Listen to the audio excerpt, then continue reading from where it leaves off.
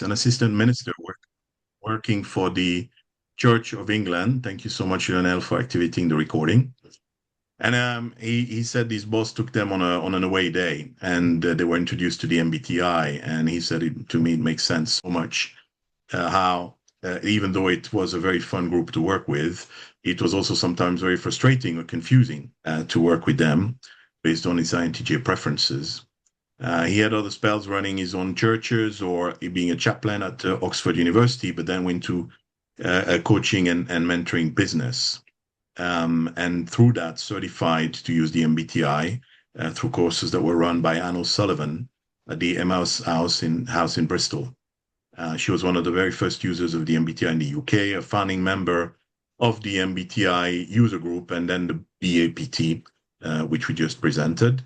And, getting to 90 and still very passionate about using it and sharing it and making it more accessible to people. So Type has become a standard part of the Jerry's coaching practice as well.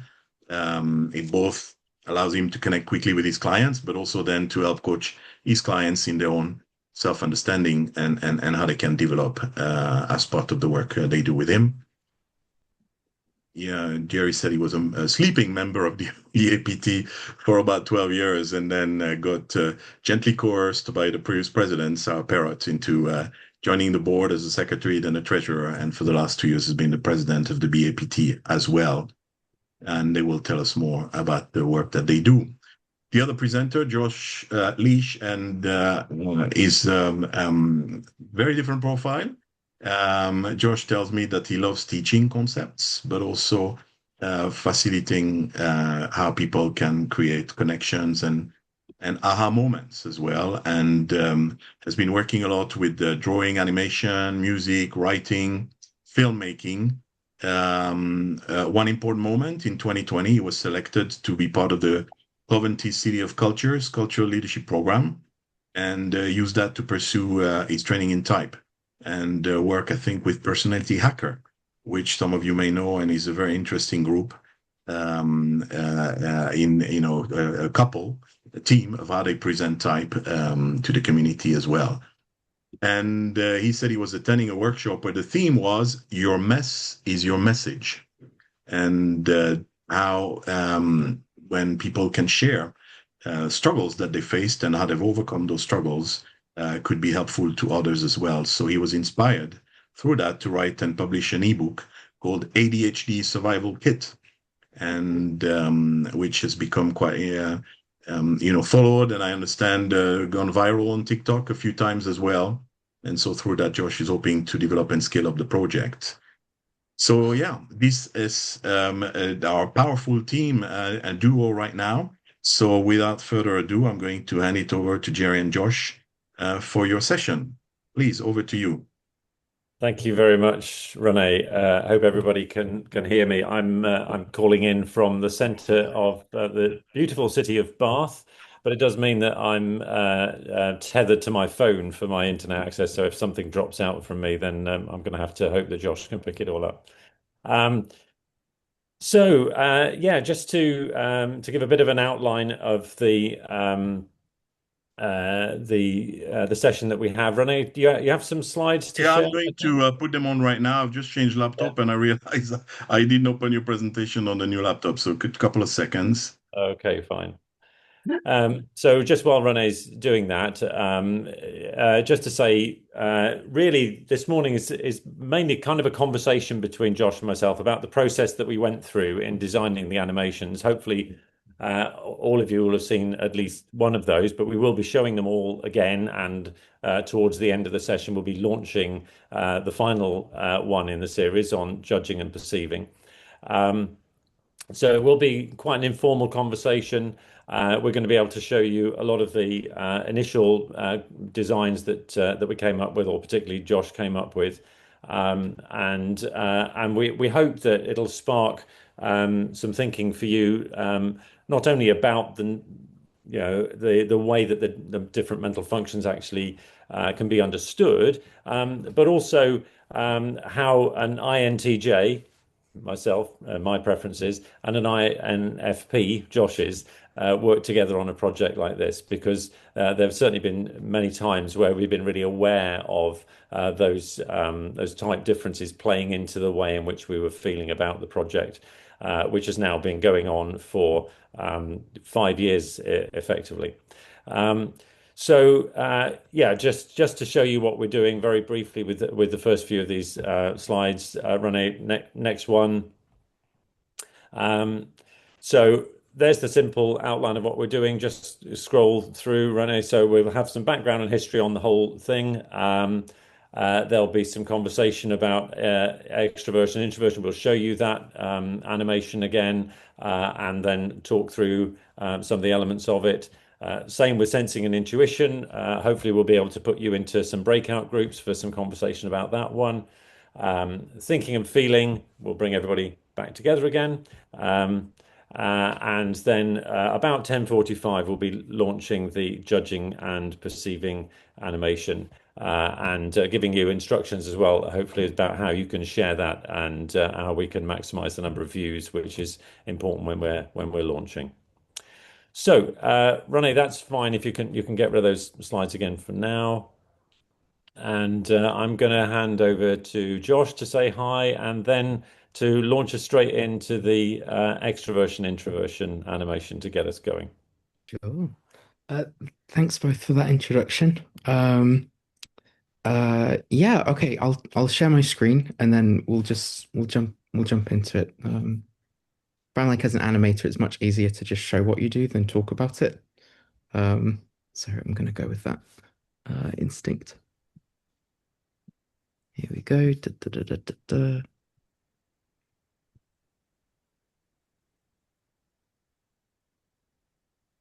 Introvert and extrovert. It's not actually to do with how sociable you are. So, what is the difference? It's whether your attention naturally focuses on the outer world or your inner world. But in the same way that we breathe, both in and out, nobody is completely an introvert or an extrovert, because we do both.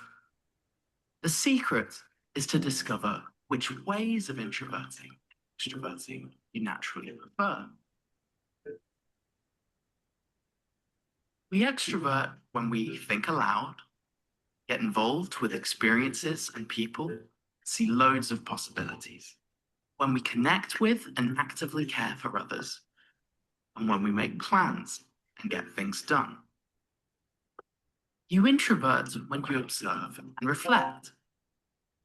When you savor your experience and ponder on the bigger picture. When you listen to your inner feelings of right and wrong. And when you think things through carefully. When you understand the ways that you introvert and extrovert, you gain more freedom to choose the best pathways to channel your energy. And you can learn how to move from one world to the other more easily.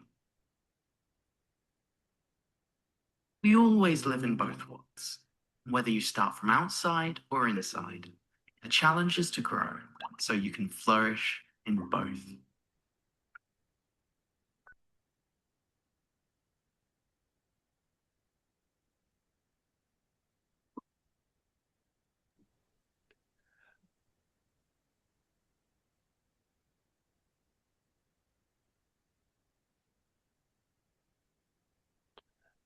Okay, so if we pause there, just to say, I don't know how others found that, but the music that is quite an interesting and good feature of it wasn't really coming through to me, Josh, when we were playing that through. I got your voice fine. Did others have the similar thing that there was no music? You can see one or two nodding heads there. So, but if you go and play these through yourself on the playlist, you will get the music as well. So we may be able to fix that for the next one, but if not, I shouldn't worry about it, because it's the visuals really that we're mainly concentrating on, isn't it? So we'll get into the detail of that animation in a minute or two, and Josh has got the boards that we used on Miro to talk us through. But first of all, the question: how did it all start? How did we get going?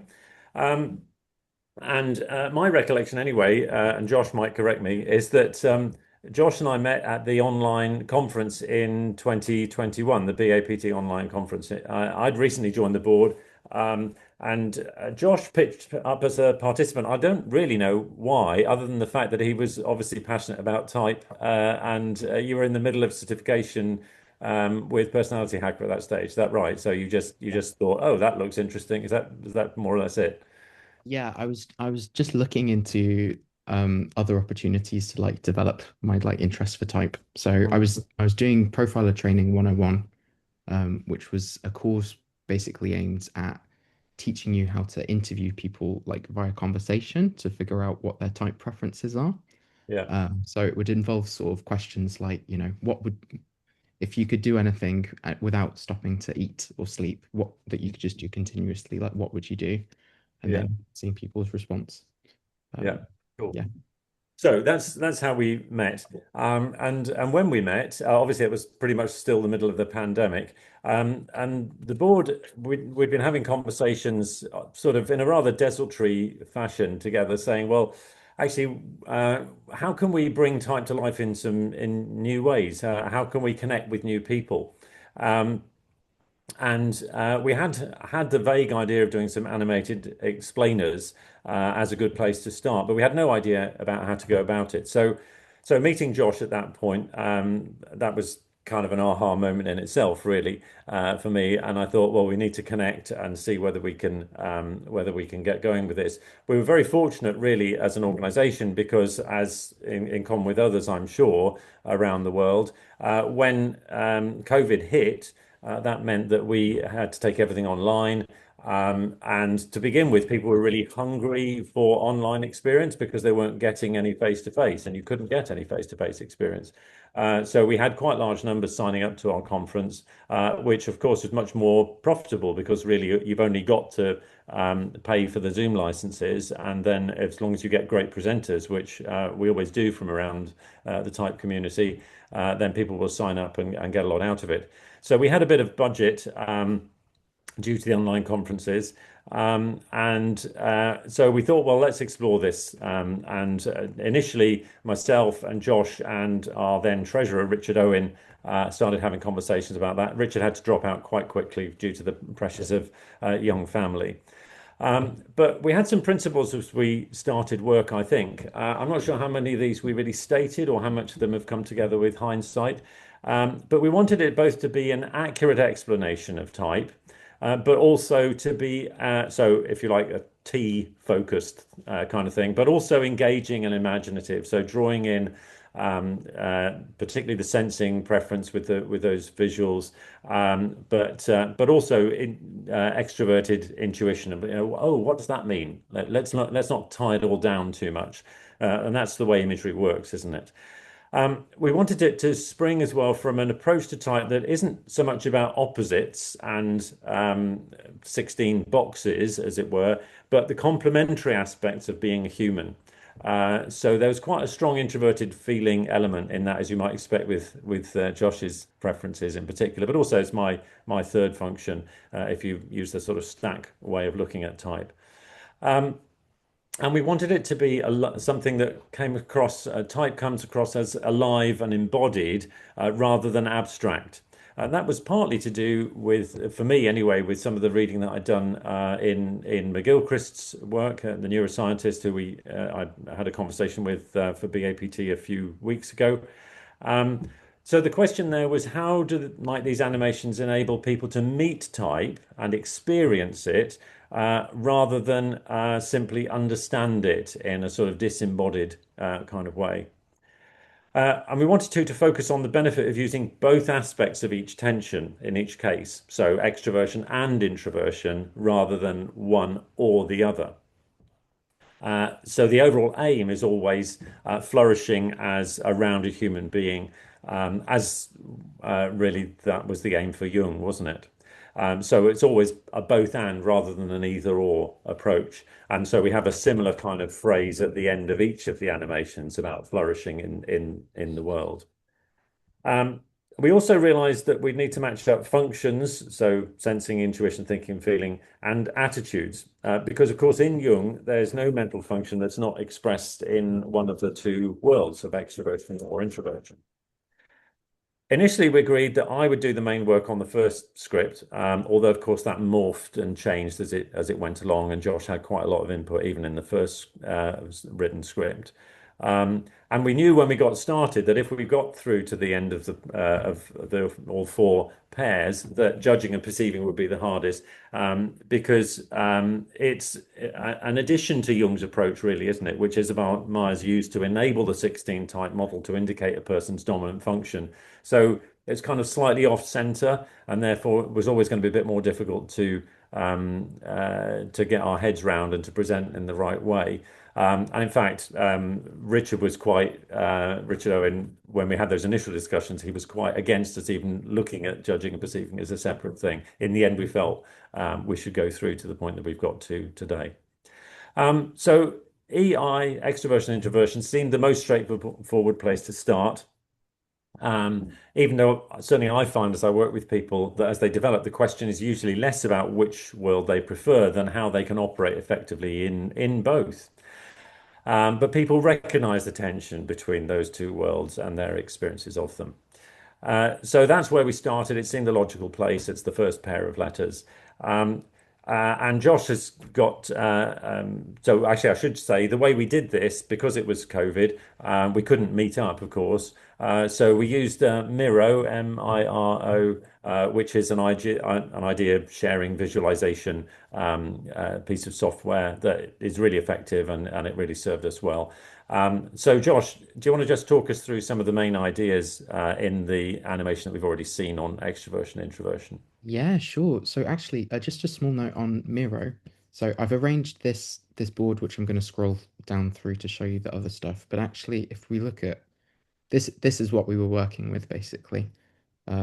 Like I just kept like adding things onto the side until it just got bigger and bigger and bigger.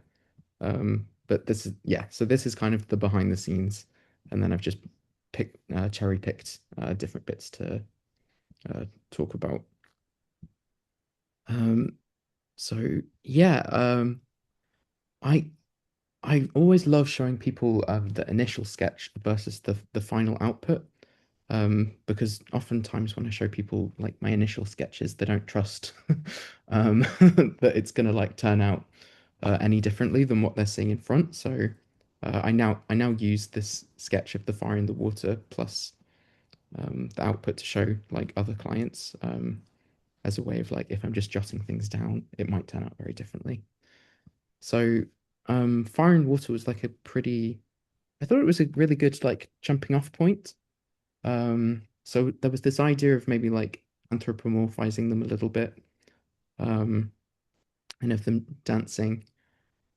It took us a while to eventually land on this kind of image where the introversion was on the inside and then the fire was on the outside. Although I think that was actually closer to like how Jerry initially perceived it. Um, and yeah, I'll just play through some of the GIFs so you can see the behind the scenes element.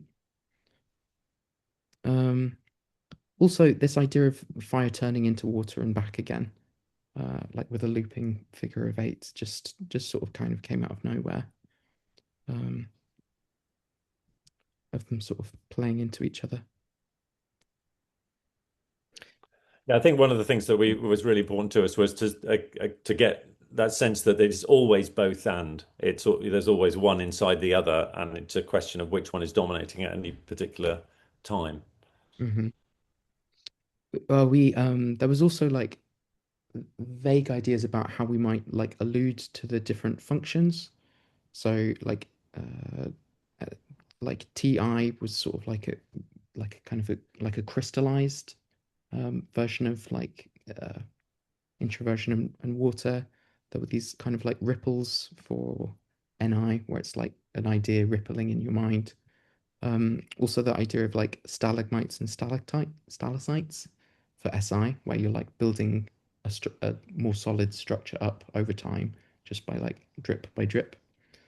Um, FE, I just always think of a campfire. And then NE and SE, it was kind of somewhere between like either having like fireworks and like exploding connections or having like sparklers and just being bright. And then TE, thinking about sort of gas fire as a way to make fire more like accessible and like put it through infrastructure. Um, this other image kind of emerged of, if is that a GIF? No, I think it's a screenshot of just connecting the functions together through their polarities and like visualizing it that way. And of them sort of being in motion with each other. So yeah, I think uh, as the films went on, we definitely wanted to kind of um, develop the language that we'd already used before, but push it forward each time. So, but with this one being more elemental, it did feel like it was there was more room to kind of just be like, oh, what about this idea and this idea? Because it was at the very beginning, like we hadn't like set any like rules or like precedent that we needed to follow later. So yeah, I think we're also concerned not to tie ourselves down too much at this stage as well. So because as you was, yeah, I think you were very aware that if we started using people, then it would actually it would create difficulty further down the line and so on. So the people come in over time. One thing that struck somebody who's looking at these afterwards was actually that the dark background, which I love and I think is really effective and I think it's a really good design choice on Josh's part. But this person said, "Oh, it's really interesting that you both have introvert preferences, and you've really gone for that dark background, whereas actually maybe." And this is speculation, of course, that an extrovert preference would be more about the light and the brightness and the white background or the yellow background or whatever. So I thought that was interesting. I thought they had a point. Actually, I Yeah, do see it as like it's like an inner, like I see this as being like in the mind's eye. yeah, And I think, yeah, they picked up on that. yeah, that's right. Um, so there's some sort of outline of how we started to think around extroversion, introversion. We're going to move on to sensing and intuition, but are there any initial comments, questions, issues that anybody wants to raise, having heard that little bit of history about how we got into it and some of the thoughts around how the EI animation developed? Either just pop a question in the chat, and you can do that at any point at all, of course, or I think we're a small enough group just to kind of unmute yourself and jump in with a question or a comment if you have one at this point.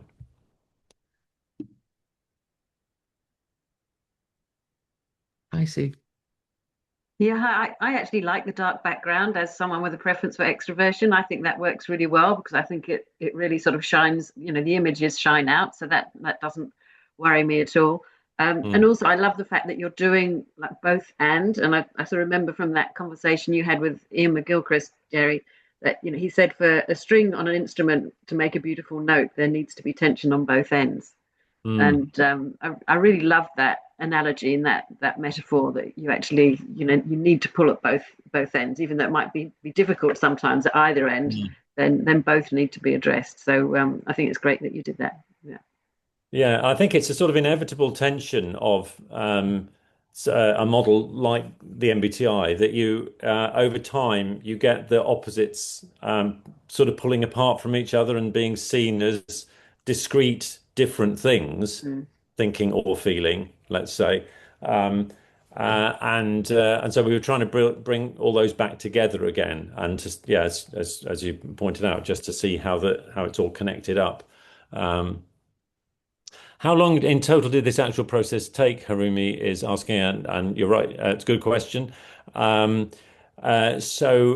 We started working on this after the 2021 conference, which would have been in April 2021, I think.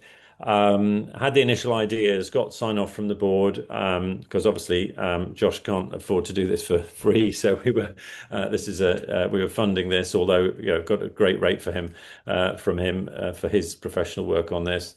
And It was launched in 2022, so it took about a year. In fact, as I look back at it, I don't know what you would say, Josh, but as I look back at it, it feels like this was actually the easiest one to do and the smoothest and the quickest. Is that Yeah. your memory too? Yeah, I think so. Roughly, with the exception of the JP one, they tended to take around like 9 months or so. So in Mm. my head, I started calling them sort of little creative pregnancies. Yes. Um, and Yeah, I think this was the easiest one because it didn't have the creative constraints of Yeah. like going with what had been before and also pushing it forward each time. Mm, mm. Um, so Fine. yeah. That's great. Before we get to S and N, Josh, do you want to say anything about the sort of technical aspects of this? There may be one or two people either online now or who will look at the recording in the future that would like to know, what programs you used and a little bit of that. Don't overwhelm us because I think most of us are type specialists rather than animation specialists. So Yeah, sure. maybe a little bit would be useful. Yeah. So it's two different programs that I'm using together. So one of them is called Krita, which is a 2D animation software, which basically allows me to like draw an image, then press a button, and it'll go to the next blank image, and then I can fill that in. And I would use that to just sort of create bits at a time, and then I would rearrange them all in a project called a file called like After Effects, where then I could like add things like glows to the fire or effects or like move it all around. So Mm. I just create these sort of little scraps, and then the process of putting it together, it's called compositing. Um, but yeah, it like animations become a lot more accessible, like as time's gone by. Like that was a process which I really was craving and wanted to know how to do for ages. And it wasn't really only until after I'd graduated university, I went back and did a workshop and I spoke to one of my tutors and I was like, wow, look at this software. Like it's so amazing. I can do all this stuff. And he was like, oh yeah, I know about that one. I'm like, oh, thanks. Well, thanks for telling me. Um, so uh yeah, it's lots of drawing and then just rearranging it later. Yeah. Yeah. Okay, great. So why don't you scroll us on to some background on the sensing and intuition animation. Once Josh has talked through this, we'll give everyone a chance to watch this as well. And we've actually got some questions for you to talk about in breakout rooms. So hopefully you'll be able to have conversations together about this. Sure. So after we'd done the first one, the next thing in my mind was like, oh well, why don't we use like earth and like air or something? But then like that idea very quickly sort of fell to bits because then it's like, well, what would we do for like thinking and feeling then, or for judging and perceiving? Um, there was another idea of mapping out intuition with sort of like lightning strikes and having this sort of path that you've previously taken in the past with your presence and then your possibilities going off. Um, there was kind of this idea of like, well, is there a way to bring characters into the world in some way? And then turquoise kind of came in as this representation of consciousness. Um, and then there was thinking about how to develop the world. At some point, I don't know whether it was like midway through the second one or just before the third one. I had this idea of, oh, the first film is alchemical or elemental. The second one for perceiving is environmental, like taking in the environment. And then thinking and feeling is like ethical. It's like how people respond to it. Um, I had an ENFP friend who I like had a brainstorming session with And they really encouraged me to just put more action into the shots. And so that's where the idea of sort of like the consciousness like arriving to the scene kind of came from. Yeah, I did this draft where I was thinking about how to present sensing, which then later turned into kind of the eyes, which fill in for like the conscious observer in the second film. Behind the scenes, there was a little synchronicity. So when I was trying to think about how to present NI, I was thinking about stars and connecting the dots, but I was having a creative block around what things I should put into the constellations. And then just suddenly, like I didn't know the word for Ouroboros, but the image popped into my head. So then I like Googled it, like snake eating its own tail, and then meaning. And then it turns out it's the oldest alchemical symbol, which means the union of opposites. So I was like, oh, okay, that's perfect. I'll put that in. Thank you. So yeah, so here's some of the images. Eventually, I ended up using the image in the introversion and extroversion one, where it's the fire and water like circling around the star just at the end, but swapped the soul to be sort of turquoise consciousness. For extroverted sensing, I wanted to do this match cut where we went from the eyes cut to like a butterfly. And from there was kind of this idea of I wanted to do like, oh, if you like blink, you'll miss it with extroverted sensing. So the SE sequences are really fast. Like they have these moments which just appear and then disappear that you don't see if you're not paying close attention. Actually, in the YouTube algorithm, you can see that people go back and they replay the shot with the butterfly because they're like, oh, I want to see that again, because it's just for a moment. Then there was also, now that it had like an environment, that came up with this like shot idea of how to transition from the internal world into from the external into the internal world. So we went into like the center of a tree, and then tree rings kind of worked for thinking about like SI, where it's like you've got your memories stored in the past. And there's a sequence where it sort of goes like back and forth through time later.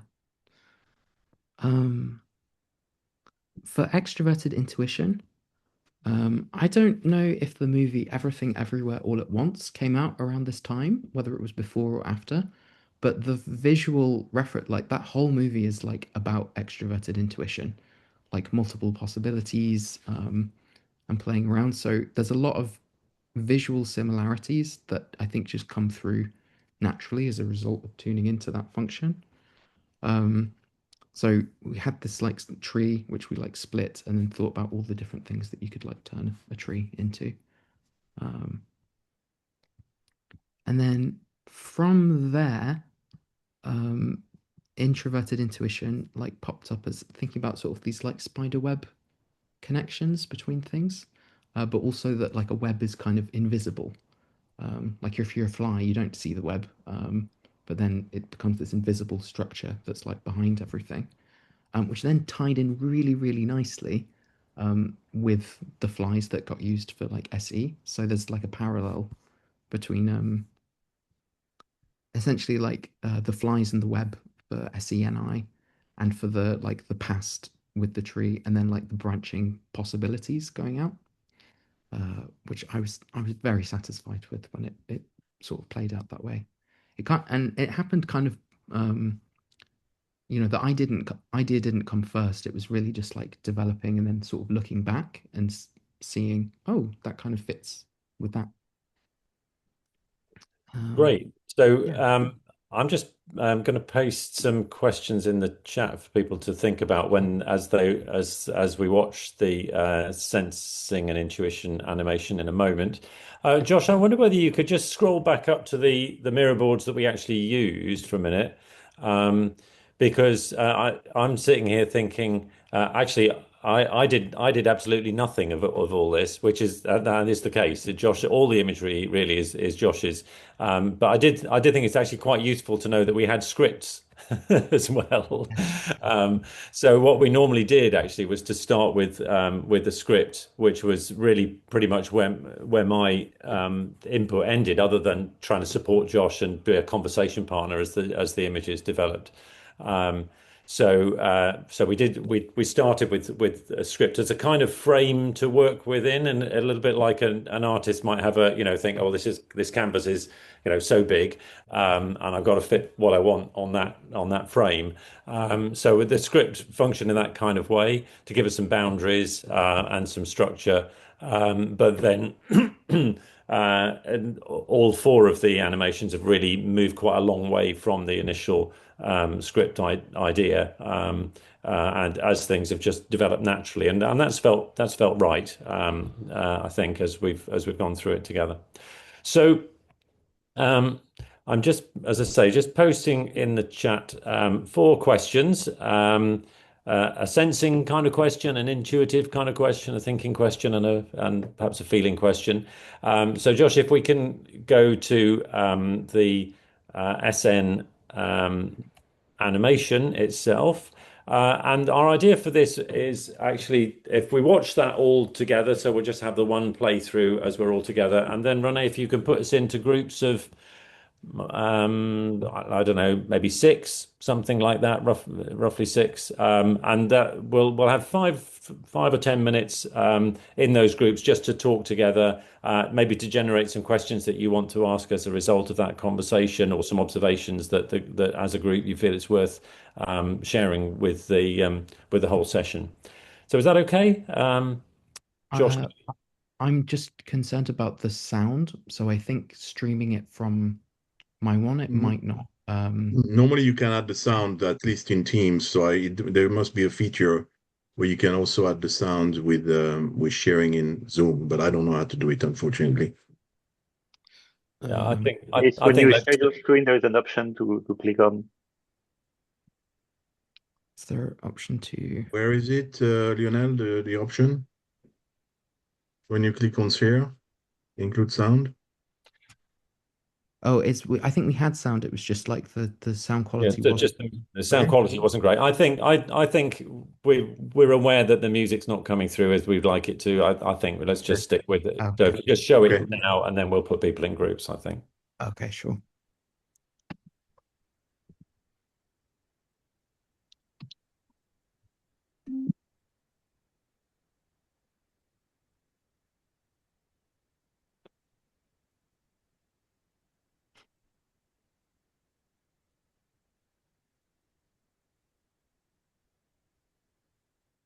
Here you are. And here's the big wide world, with so much to experience and many possibilities.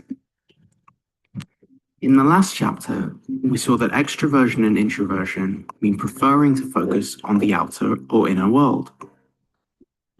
Now we'll look at 2 different ways we prefer to see and perceive those worlds, called sensing and intuition.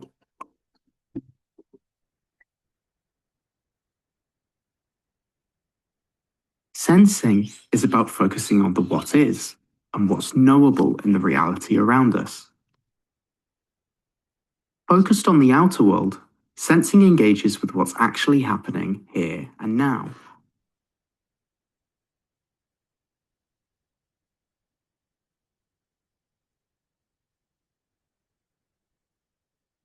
When we use sensing in our inner world, we take those experiences and introvert them, storing them inside of us to look back on later, creating a rich inner world.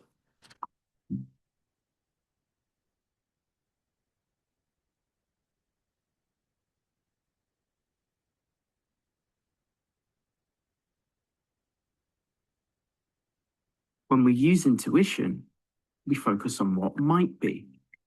We look at the world and see possible meanings and futures. Intuition in the outer world perceives multiple possibilities and looks for new connections.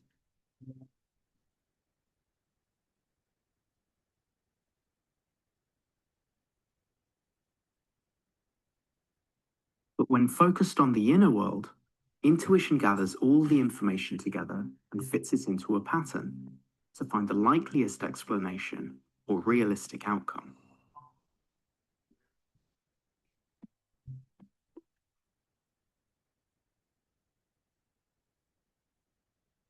Sensing and intuition are the two ways we perceive the world and what's going on around us.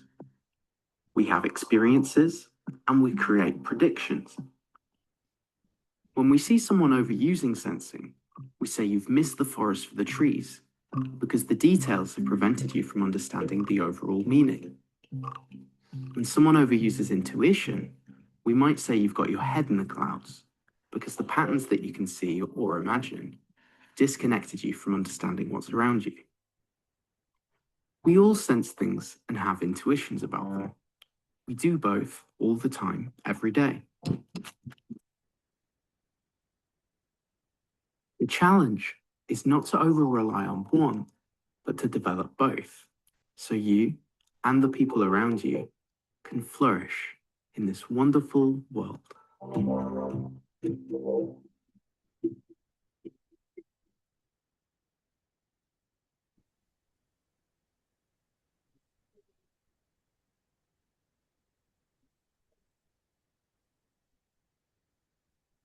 Great, thanks, Josh. And just an interesting point, you see, you've got an editor involved as well, so you had some help from Sean in terms of actually how did the editor help with that process?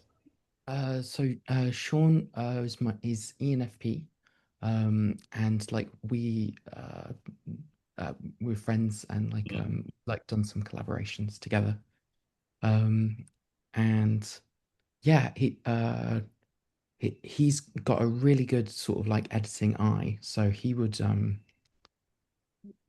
suppose as an animator you get quite close to the material, but it really helps to have somebody external just be like, no, just cut that bit, like move to the next thing. Cool. And so sometimes literally hours of work is just going because it's like, no, don't put that there. Right, okay, cool. Cool. So, yeah, Rene, can you put us into some groups? And I think we'll just give it 5 minutes in groups for some conversation. There's 4 questions in the chat there that I posted at 10:04, so you should be able to see them. Have a bit of time together, and we'll come back just after 10:15. This is Lionel. I'm going to create the rooms. How many people? How many people Yeah, per room? maximum 6 was the request per group. So that but would we're be 25, so 27, so you can do 5 or 6 per okay. group would be fine. 6, for 5 minutes, right? Yeah, sure. Okay.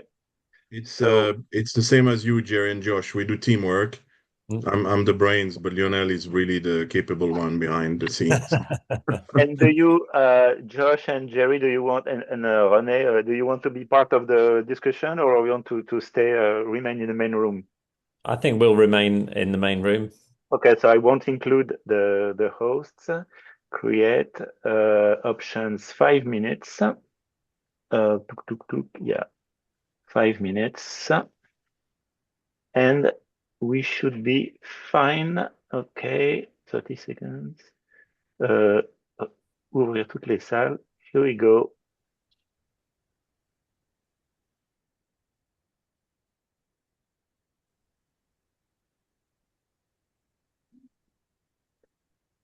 Okay, yeah, people are being moved randomly into rooms as we speak. Yeah, I can see them. Okay.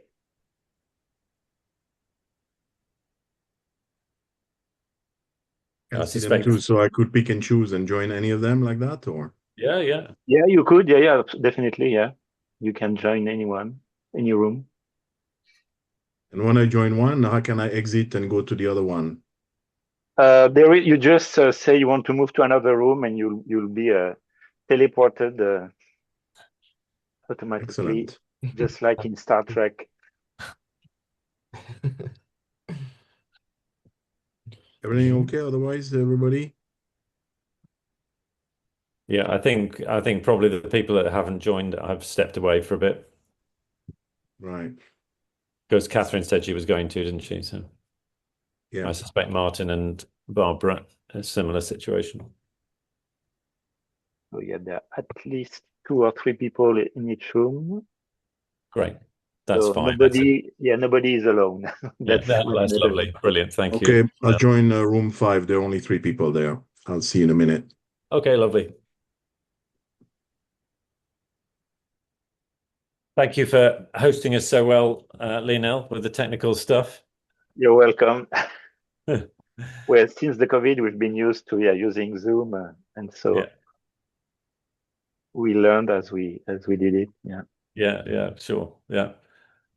Have you been on since the very beginning in Australia, or did you just log on this morning? Right. No, I logged on this morning because I had a very full week. Yeah, well, no, I I would be amazed if you had been there through the night. That would be above and beyond, wouldn't it? Well, actually, Arumi did that. Arumi's goal is to do the all 9 sessions. So oh gosh, good for Arumi. Yeah, excellent. I will watch the recordings. So Yes, me too. Yeah. Yeah, sadly, I can't really stay for the rest of the even the Europe session because we had this weekend away with friends organised before the sure. before the event, so I had to go off and do stuff with them. So thanks for making yourself available for this session. Oh no, it was fine. I mean, it's important to do it. Josh and I have been looking forward to this, and so we're slightly bated breath looking forward to it. But it's been a good process, I think, to have to talk about it and to kind of pull it all together as a single project rather than to have it sequential. So It was nice hearing like the story of the background. Like I kind of sort of forgotten about all the context, but yeah, really like talking, I was like, oh yeah, that this did happen, and then that, yeah. nice. Now that we're in it, it feels like it's much easier than like having to sort of like prepare for the Yeah. session. Yeah, that's right. Yeah. And I think what we haven't said is something that was very funny last time we talked, Josh and I, about this session was Josh said, "Oh yeah, at the start I was really excited." Um, and I was saying, yeah, but you just didn't know how much work it would be to get through to the end of JMP, did you? Because it's like it. Like, I mean, I still was like quite excited by the projects. I think the JP, like the first JP was a slog. Yeah, it I was. think, Yeah. But for both of us, I think. Yeah. and I think also, you know, like if I could go back in time and like do the project differently, I think I'd try to set it like maybe not do the thing where it was like staying consistent with the world each time, because then it would have been easier to like continue sort of collaborating. Whereas Right. it almost felt like it kind of got pigeonholed in a direction where then it was like it was really difficult to like Right. make suggestions. It was Yeah. just Yeah. yeah. I guess that's probably part of the difference, between the two of us, isn't it? That actually I sort of once I've narrowed stuff down, I'll keep focusing in on it, whereas you're wanting to go out and to bring in some new stuff all the time. And that, I mean, I think overall that's been a good thing, but it meant some tensions occasionally, hasn't it? Well, I mean, I think even like so there's the NE aspect of it there as well, but also like on the feeling aspect, like like I'd want you to have like more be able to feel Yes. like more have more input. Yeah. Uh, even though it's Good. like it sort of the rules pushed it, Yeah. direction. Yeah. the 5 minutes are gone, so I'm going to. Is it Yeah. okay? I can close Yeah. Bring the them back. Bring rooms. them back. Bring them back. Let's Okay. see what they have to say. Yeah. So there is like 30-second Yeah. That's fine. notice period, so they can finish their sentence. Yes. Yeah. That's fine. Yeah. No, that's a good feature of it, I think. So they're not violently extracted from their Yes. rooms.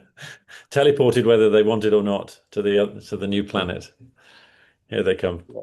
They're coming back, yeah. In 3 seconds. 2, 1.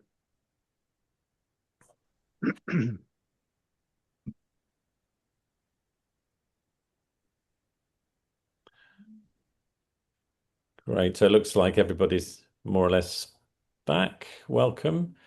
Um, so those questions to reflect on. Again, we don't want to have a long discussion because we have two more videos to get through. But are there any headlines coming out of those groups? Comments that you'd like to make? Things that struck you that you thought everybody agreed, so it's worth sharing with the whole group? Anything like that? Feel free.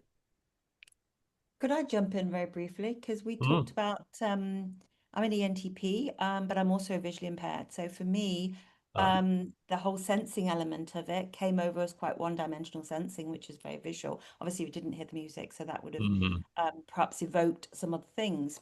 But yeah. equally for me, when the feelings question, for me, sensing and feeling go very much together.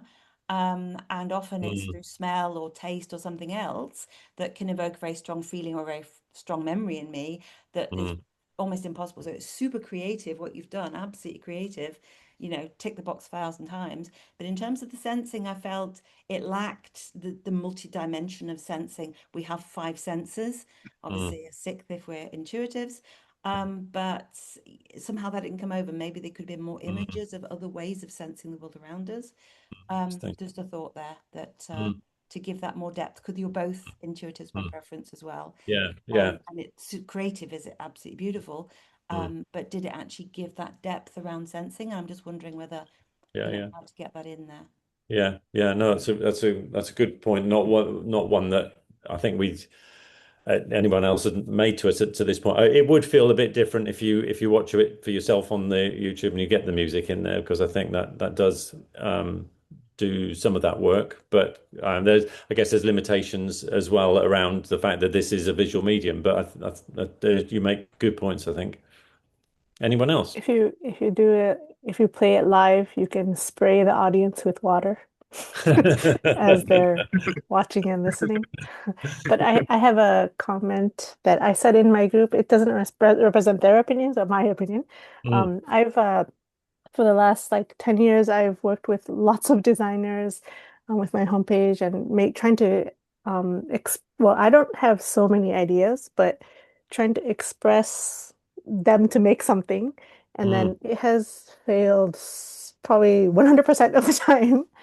So that's why it was so amazing to watch this video because mm, it's like, well, yeah, because I know what it's like to have something not come to fruition.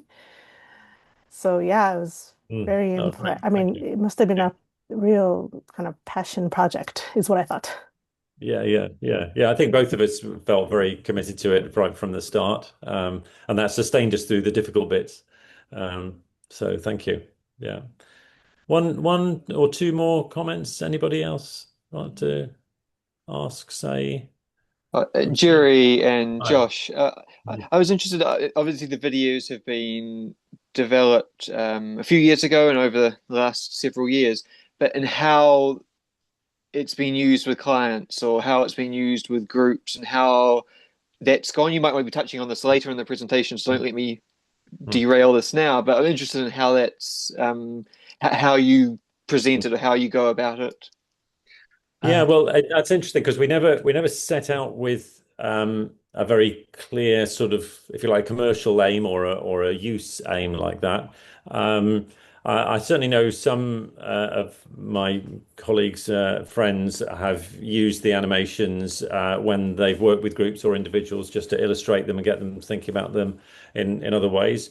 One of the questions that Josh and I were sort of thinking might come up at the end of today's presentation is sort of what next and what you're going to do with these. And I think that's there may well be some way that we can use the still images or tailor it a bit more to feedback use because they're quite fast in a way. There's a lot of content in a short time, and you need to watch them two or three times. Um, so when I've used them with groups, they've landed like one or two images have landed with people, but they haven't on the whole got the whole lot at one viewing because there's just a lot there. So I think we still have some thinking to do about how to put them to work. Josh, is that your view as well? Yeah, I think so. And even with the editing process, there was lots of points with the films where it was kind of like going back and forth between different Mm. things. So if you used like a little bit of, I'm sorry, I'm doing a presentation. Um, like if you added like just a bit of music, sometimes the processing of that music would take away from the meaning, or so Mm. um, trying to get it so that there was enough space for it to breathe. Yeah. I mean, I think some of the earlier edits, there was just not enough space. Mm. But I do think just that I think the nature of it maybe being like a new topic and trying to slip functions in a bit with dichotomies, it does you have to watch them like again. Mm. And I think you can if you know a bit about the functions, you can maybe appreciate it a little bit more with the visual metaphors. Yeah. But yeah, I think in that second one, what you'll have noticed as well is the Josh beginning to use that sort of quadrant image. So extroverted, introverted, sensing, and intuition. So we brought, I think, quite deliberately brought a bit more sort of extroverted or introverted thinking into that as a present. Like here's something you can understand about the balance and the tension between these opposites. Um, Sue, you got your hand up, and then after that, I think Yeah. we'll move to T and F. I was just thinking that if I was going to present this to a group, I would probably do at the end of explaining, S and Yeah. N together, doing the activities, getting them to see it in the room, and Mm. then have the video at the end rather than, Yeah. it is at the beginning. Yeah, I agree. I would do it that way. Mm. Yeah. Yeah, I agree. That's great. Good. So let's move on to thinking and feeling. He says, looking back at his running order, just to check what's happening here. Yeah, so Josh, can you take us through? So I should say there was a question about how long this took us. That second one also took us about a year, and I think Josh, you were saying it's a bit like a sort of 9 month gestation process. So each of the first three took us a year. The last one has taken us 2 years for various reasons, and we may say a bit more about that later on. But back to thinking and feeling. sure. Uh, so in terms of developing and like pushing the visual language forward, by this point I'd started thinking about the first one being elemental, second being environmental, third one being ethical. So it's like, okay, now we have to put people in some way. So then I started thinking about cave art. Some of those images kind of made their way into the film. There was the idea of trying to like mythologize the previous two videos and sort of incorporate them into the cave art. So you've got like the consciousness landing, the eyes and the flies and stuff, but that never made it into the past the cut.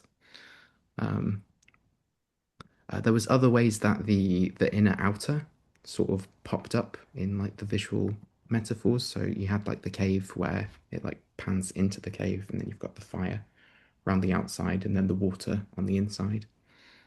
And then like a visual metaphor just kind of emerged for like thinking and feeling, in terms of just thinking being represented by a square and feeling being represented by the circle, which I think was sort of like kind of developed on from like this image where we had like the polarities like being put together. I think there's also a sense that thinking and feeling are where we sort of, as it were, butt up against the world. This is what like that we get into action with thinking and feeling, and thinking felt like it's kind of a sort of balanced, analytical kind of square sort of shape that you can build with and you can make things with and fit stuff together. Feeling is that circle that there isn't. I mean, it's balanced all the way around, whichever way you look at it. So it's not about that sort of sense of pulling together and creating so much as just the nature of the circle, the nature of the introverted or extroverted feeling energy that is managing the world around it, if that makes sense. And yeah, and like you couldn't have like circular bricks Like it would just fall apart. Like the square allows you to sort of build structure and foundation. Yeah, yeah. In terms of like how to do people, there was this idea of sort of having like the turquoise like energy being. Then there was thinking about how to like incorporate the circle into like people and cave art. But from there, it was kind of like, oh, let's just do them as kind of as cave art people. So it's kind of it's building out the world with its own sort of creation style. Um, and then obviously that rule kind of got broken a little bit for having like the close-ups with the hands and stuff. When it came, so I knew with the thinking and feeling project that I wanted to do TE justice, because in my mind, I just kept thinking about like industrial revolution, like steam trains and like machines and stuff, which didn't really seem to kind of like fit with the world before. So I remember going to talk to Sue about it and be like, oh, I've got this conundrum with like TE where I want to like do a good job representing it, but I don't want to like make it too industrial. And she said to me like, "Oh well, oh my goodness, my maiden name is Arkwright." Which turns out Arkwright is like the name of the person who spearheaded the Industrial Revolution. um, so I was like, oh, okay, that's quite funny. And then I told that story to Dario, and then he said to me like, oh, why don't you focus on like where TE shows up in nature? And I was like, TE doesn't show up in nature. Ah, oh, okay, yeah, like with like habitats, etc. So like beaver dams, birds' nests, beehives. And so actually, I feel like I ended up putting a lot more like more creativity into the representation of TE in the end because I was so concerned about getting it wrong compared to FI. Um, so for TI, we're playing around with this. I spoke to some TI users, and there was like this image of sort of like the information is sort of like floating around you, and you have to sort of like piece it together. And from there, it really naturally turned into like jigsaw puzzle pieces, and then also thinking about like Rubik's cubes and I just want to butt in there and say yeah. that is my favorite part of all of the four animations, the introverted thinking. I think it just works so well. So anyway, we'll watch it together in a minute and see whether others agree. But I was just so delighted when Josh played me that first time through with that. Mhm. I was really satisfied with how that one came out actually. So for FE, we went back to sort of the circle, and the somebody I spoke to an ENFJ who was saying like, oh, I don't like the whole image of everybody like holding hands together. Like I don't feel like it really properly encapsulates like the d dynamics between people with FE. But it's the archetypal image that comes up in people's minds with FE, and it's the way that I think about it. So it found its way in there, but I tried to take care not to connect all of the people and to like put them together in little like cliques and groupings with each other. I was also inspired listening to Denzel Mensa. He did a interview where he talked about his relationship between sort of synesthesia and FE, where he basically views connection lines between people as like going from like red to like amber to green as to what their relationships are with each other. And so that turned into this image of trying to like visualize those strings of connections while staying with the orange and blue theme and then doing this kind of visualization of like the connections between people. So that's how that showed up. Um, for FI, originally I was thinking of like using all these sort of like ephemeral like colors. It didn't quite work with the color scheme, but I went back to like using like the circular image for sort of like this glowing blue orb, and then also there's like a visual metaphor where like a character is like just like playing around with like a ring, so it's like just like a pondering like a pondering process of like having a feeling about something. Then there was quite a literal interpretation of projection, of like how feelers and thinkers project onto each other. Yeah, and then the quadrant started to play in again. So that's what I've got for thinking and feeling. Jerry, Yeah. do you want to add anything before we show the video? No, I think we go straight to the video after that one, and then we'll have some brief feedback if there is any from the whole group after that, and then we'll be into the JP. Okay.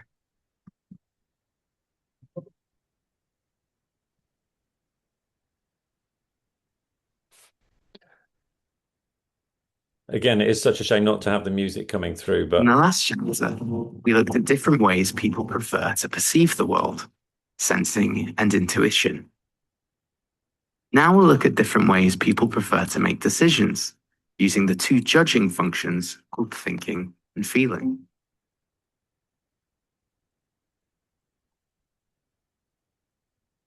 Feeling focuses on how a decision impacts people, whether that's personally or collectively, whereas thinking focuses on how to shape and understand the world, either logistically or analytically.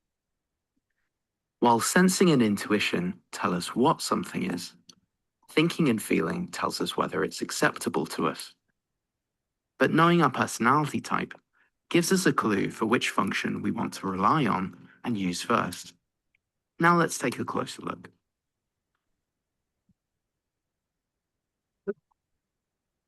When thinking is extroverted, it seeks to manage resources by building efficient systems, asking the practical question, does this work, yes or no? And did we achieve what we wanted to, pass or fail?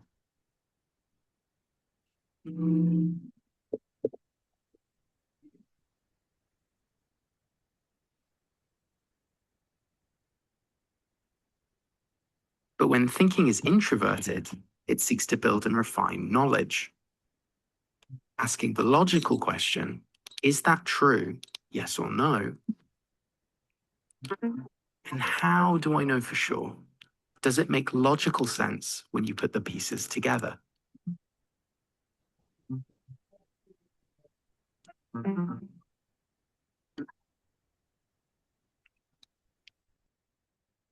Extroverted feeling tracks the emotional needs and temperatures of our groups by asking, what are the group dynamics?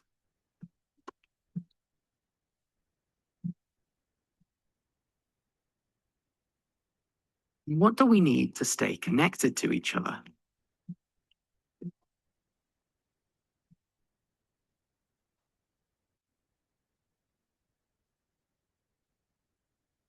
Feeling is introverted, it's about tracking our internal states, asking, how did that make me feel?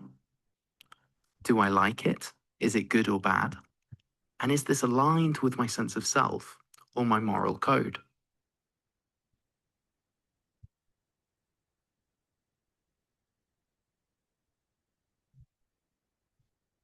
At their unhealthy extremes, thinking and feeling misunderstand each other. Feeling can misinterpret thinking as cold, rigid, and without conscience or concern for the well-being of others. Thinking can misinterpret feeling as irrational, oversensitive, incompetent, or manipulative. These perceptions can make it pretty hard to trust or even want to listen to each other. But we need a mixture of both, inside ourselves and represented in our groups.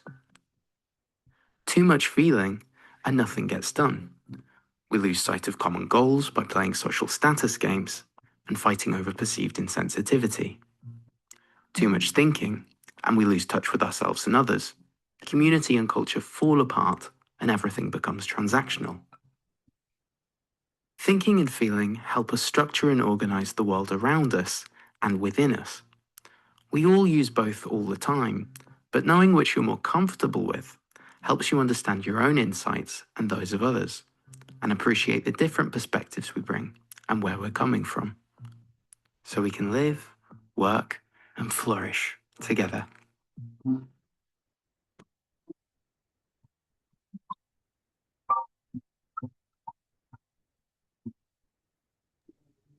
Cool.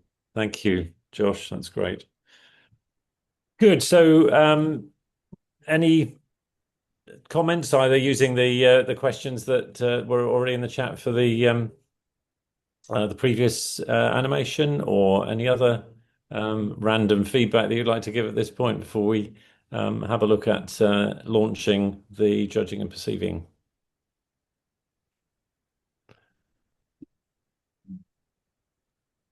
I know with your J preference, you have a keen sense of time. We're 20 minutes now to the end of the session. Yeah, we're just about on time. Thank you, Rene.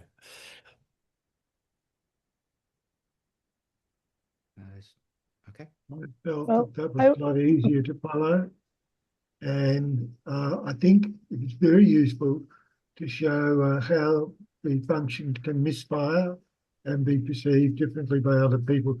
That was an instant learn, I think, and that's a much easier video to comprehend, take in and hold. Thank you. Great. Thank you. Well, I really Well, PE, Josh. I thought that worked really well. Maybe it's my ancestry. It was really good. Thanks. That's great. That's great. I wrote it in the chat, but I was curious to know what the difficulties that you faced. Curious about that. Like, what were especially difficult points?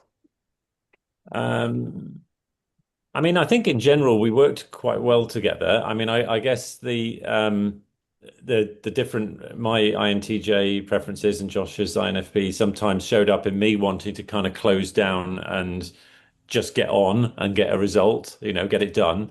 And Josh being a bit more reluctant to do that. And I think that kind of, but great, because actually the results were good from that. I think there was a sort of, I hadn't really thought about saying this before, but I think there's a sort of odd dynamic in the sense that, me being on the board of BAPT and therefore we're paying the bill, and Josh is like a partner working on this and I'm responsible to the board. That was a kind of interesting dynamic for me to manage internally. And there were points where I, kind of as board member and therefore employer, I felt, oh no, maybe I should be kind of cracking the whip a bit more and making sure, Josh gets through this and gets it done. But then really trying to have to, rein myself back and say, no, in this context, I'm his partner working on this. So that I found that was kind of interesting to manage a little bit. So there was the interpersonal stuff, but I think the May I image. hear from Yeah. Josh on what he thought about that, like the get it done part? I'm very Yeah. curious as a J Okay, working with go on. MPs. Yeah, Josh. So, like, I think the NE/NI like part played into it as well as also with like extroverted thinking co-pilot and versus like TE inferior. So there was lots of points where I'd be like, oh, we could do this, and like we could do this, and like and following like my idea would lead to I don't know, it would like take me on a path and then it'd be like, oh yeah, let's not do that. So like the exploring of like possibilities, like it I think it felt it felt like stuff wasn't like progressing or like wasn't happening, even though there was like exploration that was happening. And also I think that was also intensified by the fact that because I'm working on like multiple different roles within the project. So it's like it's talking together about the concept, it's talking together about the script, and then doing the sound and then also the voiceover and the drawings and stuff. It kind of because all those things are like impacting each other. If you change one thing here, then suddenly you have to accommodate it with like a change everywhere else. So if we'd been working on this like as a team, and like all of those decisions had been made ahead of time, like before me, I think it would have been like a much faster process.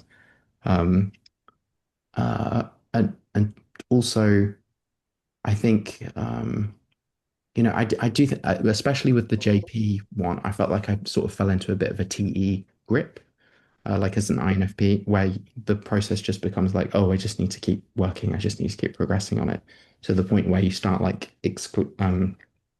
pushing other things in your life away because you're trying to focus on this like one project, but then you're cutting yourself off from other things that would like hopefully maintain your energy or something. So like going home early from like social events and stuff, and then but like not having the feeling of like, oh yeah, like I've really rested. Um, so I think yeah, all of that played into it. I think Jerry was like really good to work with on this, and like actually, although I think at some points he like felt like he was coming off quite harsh, I never really felt that way, like on the receiving end. That's good. So yeah. Great. So that brings us quite naturally actually to J&P because I think that dynamic was most obvious through the last 2 years. So this one has taken us twice as long. And that's only partly because we've had a lot of change and busyness this year in BAPT, a lot of transitions there. So it was almost comical, I think, about a year ago, how I would generate a new version of the script, and Josh would say, "Well, yeah, but what if?" and then come up with some images that didn't really fit that script, and then in the end, we just put the script to one side, I think, and felt, okay, let Josh, you feel your way through this then, and I think that's what that's what got us over the line, as it were. And I think both of us felt there was a need in some way to do a kind of a summing up of the whole model in this as well. So there was a sense of, here's a chance to pull everything together, which in a way put its own pressure on, I think, as well. So in the end, I think perhaps pulling back from doing too much of that and just focusing on judging and perceiving was helpful. And as part of this as well, as I'm sure Josh will say in a minute, we wanted to create more of a sense of connection with the human. So there are some slightly unusual human figures that you'll see in this. And there's a sense of it being a little bit more explanatory as we've gone on as well. So there's a bit more explanation even towards the end of thinking and feeling. And I think that the JP one takes another kind of step in that. Josh, anything that you'd like to share before? I'm not sure we'd actually agreed this, whether we're going to whether we're going to get people to watch this first and then do your bit. I think maybe we should, it's 10:46, maybe we should get people watching this and then do your bit Do the background. Okay, I think that's a good idea. Yeah. So I've just posted in the chat again the link to the YouTube playlist. Josh, do you want to just talk us through how we're going to do this?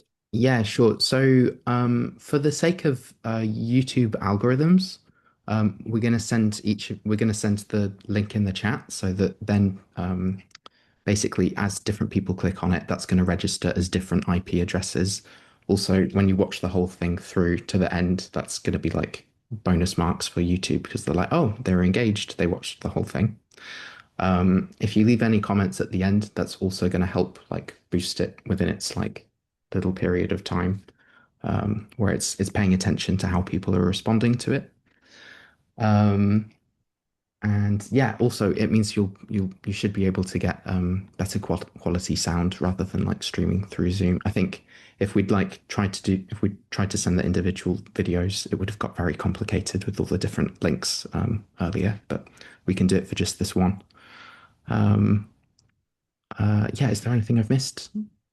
I think people will need to mute themselves on Zoom while they do this in order not to get a lot of feedback on the screen. But if you click on the link that I've posted in or the one that Renee posted earlier on, you will come to the playlist, which now has the JP one on it. And our suggestion is for you individually to watch that animation twice, and then when you've done that, so that'll take about 8 minutes, 9 minutes. We'll then have a very few minutes at the end.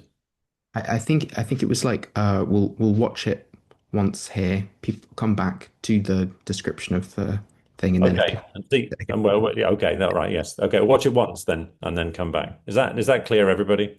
So click on the link, select the JP animation, watch it, and in 5 minutes we'll be back together again. So, Joey, for clarity, just for JP, not the whole shebang. Yes, just the JP one. Yeah, the fourth one, which is now on the list. Right.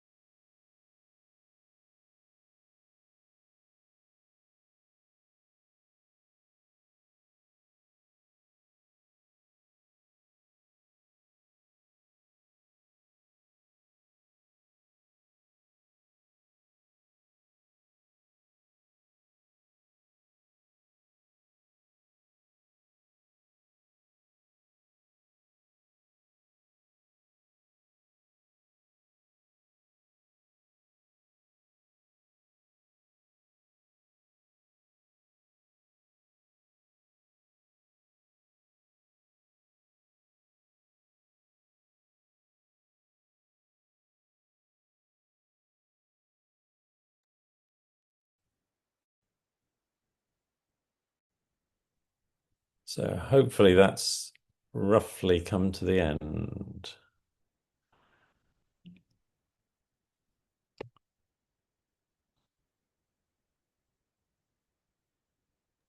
If people want to give us a thumbs up if they've come Give to us a the end. thumbs up if you finish watching. Okay, fine, great.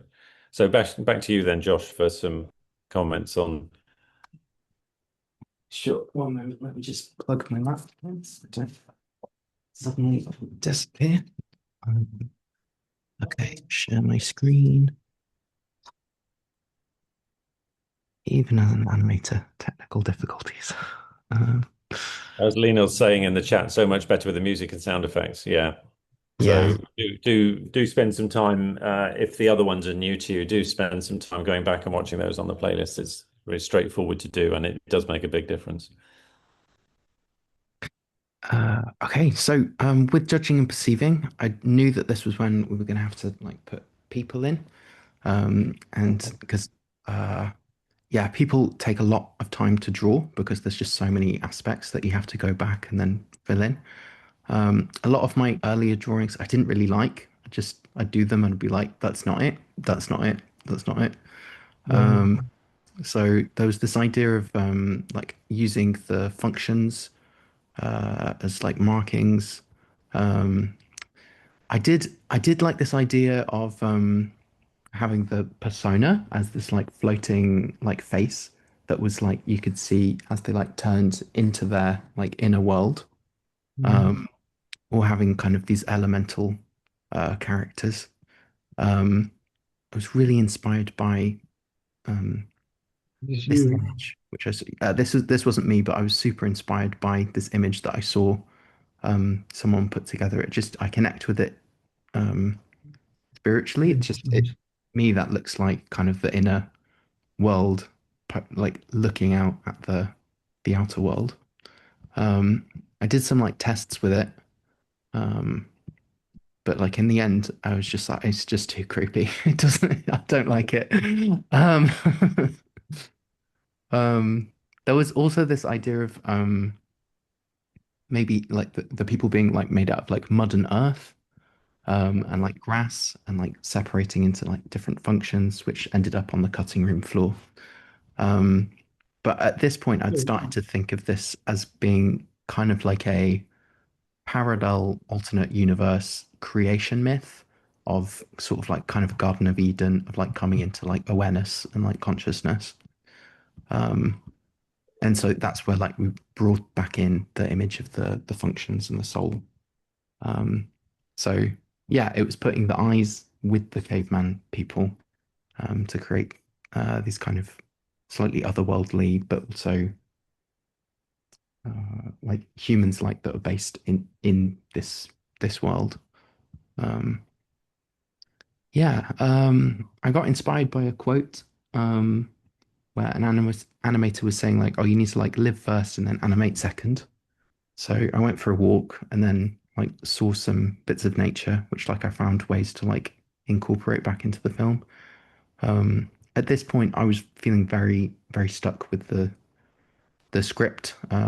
So I decided to just focus on just trying to build like backgrounds and stuff that would fill in for the film. Some of it made it in, some of it didn't.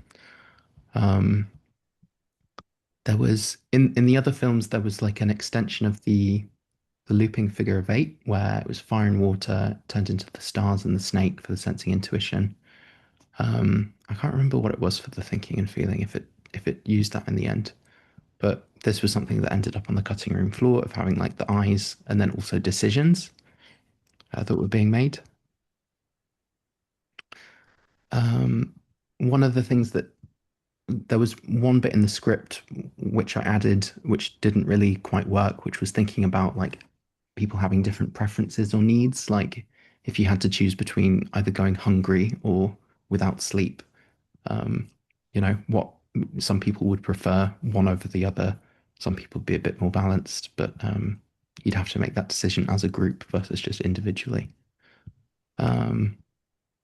Yeah, and then just tried to bring in some of the previous imagery before to talk about like extroversion as it shows up with perceivers.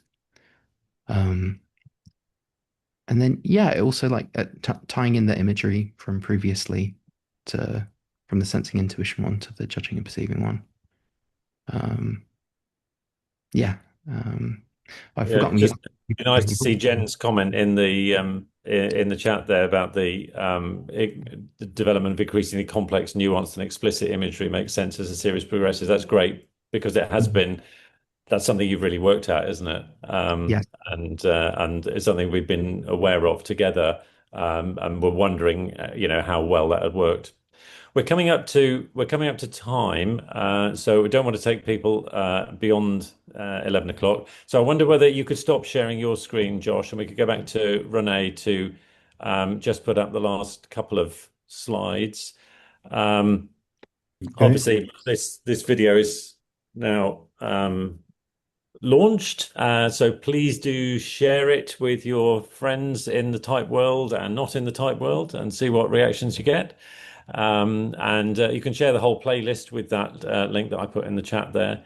And let's get as many views as we can in the next week or so. We're not sure, as I said earlier, exactly what comes next. The board would need to take a view on that, partly because obviously there's financial decisions to be made around it.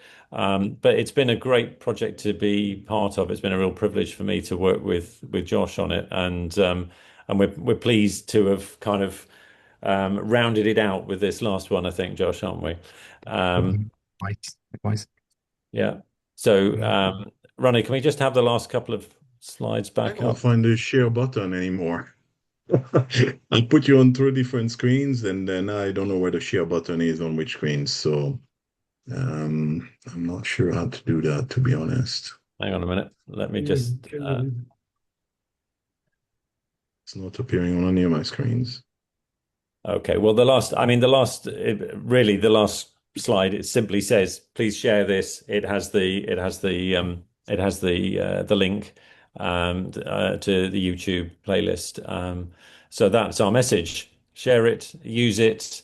The animations are there for you to obviously it's an open YouTube list. If you find it useful in your own work with clients and feedback, or just explaining it to friends, please do use them and make use of them and come back to us. Josh and I, actually, what we should do is to put our contact details in the chat as well, so that I'll just type my email address into the chat. If you do the same, then please come back to us with any further comments or questions, or anything else you'd like to say. So thank you for being with us for this time. Thank you very much, Josh and Jerry. Fantastic work that you've done, and lots of great discussion. As we've explained before, we now have 30 minutes of social, where you can stay online in this link. And thank you so much, Lionel, for putting the link for the next session in the chat box. So we have 30 minutes where we can stay here, continue to discuss. I know some people wanted to talk about the experience of seeing all these visuals. But we are welcome to talk about anything else we want as well. So I'm happy to stay on for another 10 minutes make or any so. comments. Yeah. Thank you, Josh and Jerry. Yeah, if you can stay on as well, if you want to say any further questions, would be lovely. And if you want to take a break, you can do that as well and rejoin us for the next session at 12:30 Swiss time, 11:30 UK time, and whatever time it is where you are, you've got the timetable, but it's in half an hour basically from now, using the link in the chat box. Thank you so much. Thank you, Rene. Yeah. I'm just going back. I think it was Shirley who wanted to talk further. Don't want to put you on the spot, but welcome to do that. We might have lost Shirley in the meantime. No, I'm still here. Oh, there you are. Sorry. Will know English talk is probably not a great idea, but yeah, tell me when to shut up. I mean, lots of thoughts came to mind watching that, and particularly about the complexity for me of JP. I've tried to sort of make sense for myself, and wondering, to what extent. I mean, it's obviously you're trying to capture so much there in such a short period of time. I had a couple of other thoughts. I guess that's my extroverted intuition going a bit crazy here. One is about the time element, JP. In reality, it often comes through as a way in which we deal with time and perceive time, and respond to time. The second was about JP in terms of, as I've seen it in my sort of working career, almost like a difference between focusing on process and focusing on outcomes. And I felt that's maybe an idea that, yeah, I'm not sure for me if that came over in the video. I probably have to watch it a few times, to be honest, because you're trying to encapsulate so much in such a short period of time that it's, I think almost you need to like watch it, go structure your thoughts. At least I do, and then come back and watch it again and think, where's that coming through in the video and so on. To link that together. And the third one that I had was JP for me again. J's are often for me very, very structured, you know, individuals, particularly obviously certain types, SJs in particular. There's a lot more structure, there's a lot more sort of pattern there, step by step, which I find very useful because I'm so fractal and all over the place as an NP that also is a very important element, almost like that step-by-step thing, which I can, so I was just using those sort of different lenses to actually try and process material. But as I say, I think I need to watch it at least a dozen times to actually see how that's been incorporated into the video. But I don't know what anybody else's thoughts were there. Yeah, Sue, got your hand up. Yeah, I think this must have truly been the most difficult thing because with, and I think you did a great job, because I always think with JMP, that particular scale does two different things, and they're quite different to each other. One of them can describe behaviors, which sometimes, very often relate. So I have a lot of J behaviors. I'm an ESTJ. My husband, who has ENTP preferences, the P really indicates the extroverted intuiting, but he has a lot of J behaviors too. So it's that sort of dual nature of that scale that can sometimes, you know, be behavioral, but sometimes just be a pointer to how you're using the sensing and intuiting, thinking and feeling functions. So I think you did a great job of it, and I was wondering how on earth you would do that. Because, you know, the nature of it is complicated when you know the next level of type. I mean, if you're doing a presentation and you're doing EIS and TF and JP, it's sort of easy. But when you go to the cognitive processes, it opens up this sort of Pandora's box of what on earth do you do with JP? So I'm sure that was in your mind. And also, you didn't mention the introverted functions. You've got the extroverted functions. I'm sure there was a reason for that. Well, because I mean, we did talk quite a lot about that at one stage, didn't we? And that was one of the things that we got rather stuck on, because obviously for a full picture of type, the introverted functions and the introverted, you know, judging and perceiving functions, that's vital to understand. And that's really why the JP scale is there, you know, in the MBTI, is to indicate where the dominant function is. But we just felt it was too complicated to put it all in, and we needed to focus on the extroverted world to make some clarity, and not to think actually we're writing the textbook about type here. It's not that. It's not intended to be that. But it was a good attention for us. Jen, you've got your hand up. You just need to unmute. Oh, there we go. Yes, I'm on my phone. I'm not as familiar with Zoom on my phone. I don't know if you want any sort of like creative feedback at all. There was something that jumped out at me. I don't want to criticize because I really loved it all in general. But if it jumped out at me, I wondered if it jumped out at anyone else. And this is a social time, so I just want to share it. Which is when I clicked on the link for the 4 videos, the 3 first videos were all the same visually in color, and the JP video stood out significantly with color scheme. So I don't know if that's a good point. Yes, good point. That you can probably fix that, Josh, quite easily, can't you? Yeah, I'm so glad it's like something that's as easily fixable as that. Oh, good. Okay, I was worried because I really don't want to put too much on you. So YouTube has a feature now where you can basically automatically A/B test your images and your titles. So I've sort of just picked 3 just to sort of like have as a placeholder.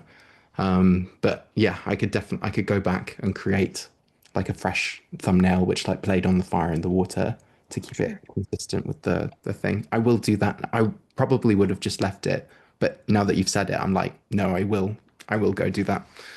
Okay, so it was constructive feedback then. That's It Yeah, yeah. was. And as Josh says, it's so nice that it's something that's so easily fixable rather than something 2 minutes into the animation itself, which completely blows the whole thing out of the water. So thank you for that. It has been so well, prepared with so many positive feedback from you in the chat about the videos. So Jen, thank you so much. Oh yeah, this was really a treat, the whole thing. So thank you both for all of it. Great. I'm also on time. I'm also interested in, John, you made a comment in the chat box. Maybe you want to expand, the key learnings from that. But because I certainly, as a P preference, I find it impossible to, even though I'm a Swiss national and I should be, specialized in time, but I find it impossible to calculate how long something will take. Yeah, this was some research that we did many years ago. If any of you went to a BAPT conference in Greenwich, which was all about time, it was presented then. I've just had a quick look, and of course, the Masvis company's redone his website. It's not there anymore. So I will put my email in. I'll put my regular email in the chat, and I will have a look over next week and see if I can find it. Thank you. Drop me a line if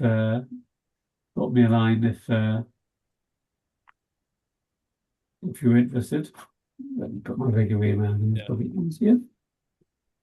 Thank you. Anybody else have any comment? Harumi, go ahead. Yes, I have a question. If you were listening to what I was saying earlier, I have a lot of complaints about creative types because I work with so many. So Josh, you were talking about you said at one point, quote unquote, it emerged. You referred to that. You said like it emerged. Like I think like I don't know if it's like images or ideas. So I wanted you to explain that more. This concept of emerge. Actually, I noticed your response on the call when it was to do with the like the spider web and the flies with like SE and NI. So if I just go, let me just share my screen again so that we can like sync up on the SE. So was it like a look of disgust? It was I said like oh, it wasn't planned or something. Yes, yes, something. yes. It wasn't discussed, but it was just like, oh, what do you mean? Yeah, the image part. Yeah. So the process of like the images kind of emerging.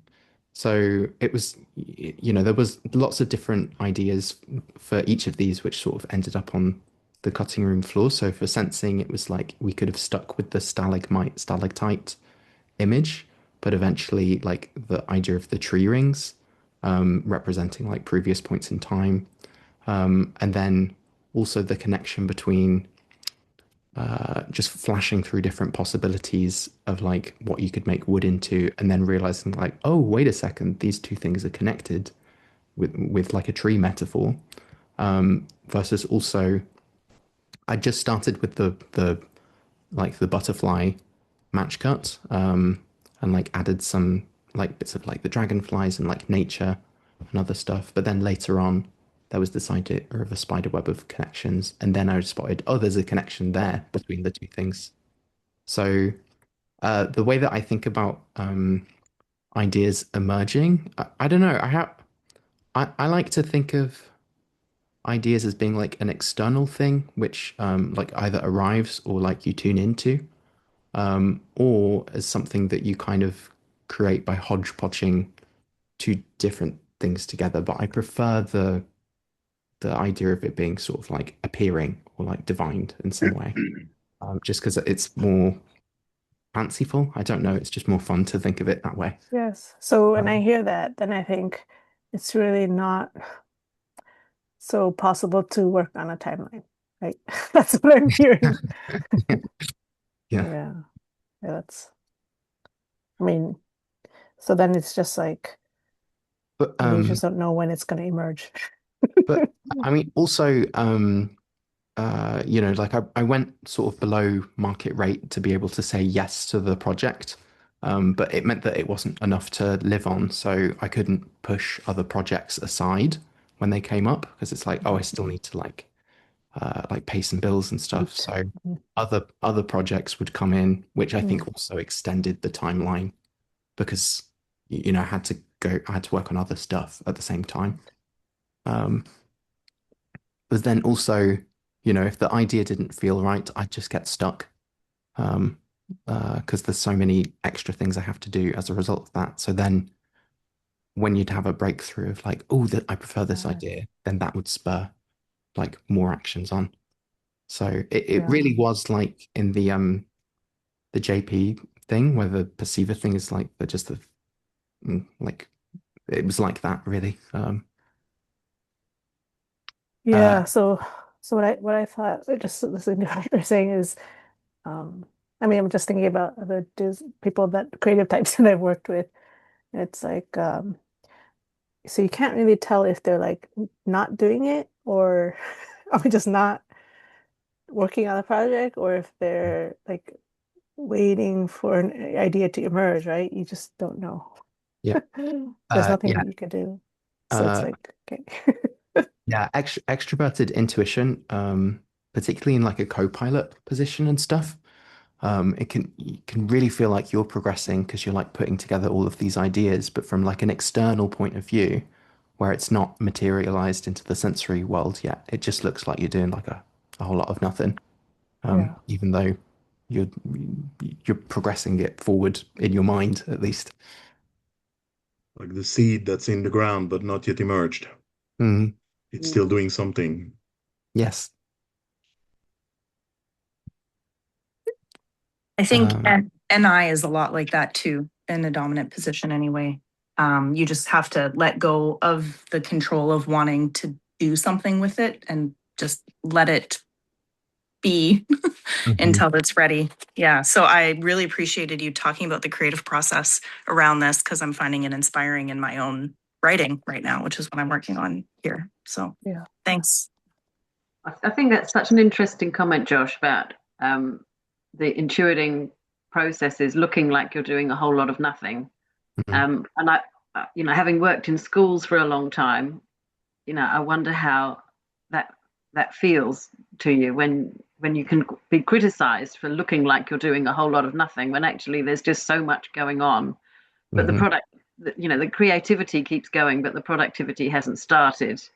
And you know all these people around you are like being productive and being praised for being productive, but you can't stop the you know that whirring. yes. So I can imagine that that's really difficult. You know, as somebody with ESTJ preferences, some of those structural environments play into our hands, but we lose a lot of stuff. You know, through being in the type community, I've learned so much about you know the intuiting process and how to value it. But you know, Yeah. I can imagine the frustration. Yeah. It reminds me of well, actually my ESTJ friend James, who is like really not into type at all or whatever, like that I think he very much like saw it like that way. But I've had experiences in group projects. So I'm thinking about like in uni where they paired up the filmmakers and the animators with a course who focus on production, and there were a couple of ESTJ girls in that group, and they were like wanting to like race ahead towards production and like because that's what they've like trained to do. It's like what they're learning about how to do. And I remember one time like the tutor came in and like he spoke to us because our group was kind of stuck, like we hadn't really settled on an idea. And they were saying like we've been doing this for like a week and like we've not got anywhere. And he just went like, you know, is a week a long period of time? And then just like let that like sit. And then everybody was like, oh, no, it's not that long. So that like little experiences like that, I think have helped to sort of like protect my sanity. Because I know that like other people can see it or go through the same thing as well. Yeah, I remember talking to an ENTP young man. It was a family that I knew. The dad was an ISTP, And this lovely ENTP young man used to sit on the sofa, and to the ISTP dad, it just looked like he was doing absolutely nothing. And it created this enormous amount of friction between the two of them, with, you know, dad saying, like, just do something. So, you know, having known about type, I could say, well, I know you're not doing nothing. So what are you actually doing? And he was an improvisational comedian, and he was just thinking up scripts the whole time. And he was creating images and role plays and sitcom dramas, and he was playing them out in his head while he was sitting on the sofa doing nothing. So, you know, I said, well, can you tell your dad what you're doing? And he said, well, I could, but he'd just still think that was a waste of time. So, you know, those sort of things are so fascinating when you understand type, and you become so forgiving of a behavior that you think is ridiculous, that is actually so monumentally fascinating instead. That I just love the way you put it. I love the way that you said that just then. That's yeah. Yeah, So just important life we've got learning, aren't they? you've got the dichotomy here between SJs and NPs, because I love what you just said as well. It makes so much sense to me. And I guess it brings us back to the point that we should never judge type. I mean, each type is equally valuable. Every function is equally valuable, whether we have preferences for introversion, extroversion, or whatever preferences we have. They're all actually adding so much value. It's much more about being aware of them, respecting them, leveraging them, than it is about somehow judging them and seeing them as a good or bad or right or wrong. And we're in a very performative world, aren't we? Which is what we actually, our outputs, when in reality, you know, as an extroverted intuitive, what's going on in my head, sometimes I would like it to slow down, quiet down, to stop, but it's this constant churn of ideas, and trying to sort of sort them using my analytical capabilities through introverted thinking. And it's an endless thing. What I loved about this video, that I really saw the introverted feeling that came through, how you often then brought this, you know, this thriving, the idea of thriving is such a beautiful idea, and it's, for me, so introverted feeling. It's not really an introverted thinking thing.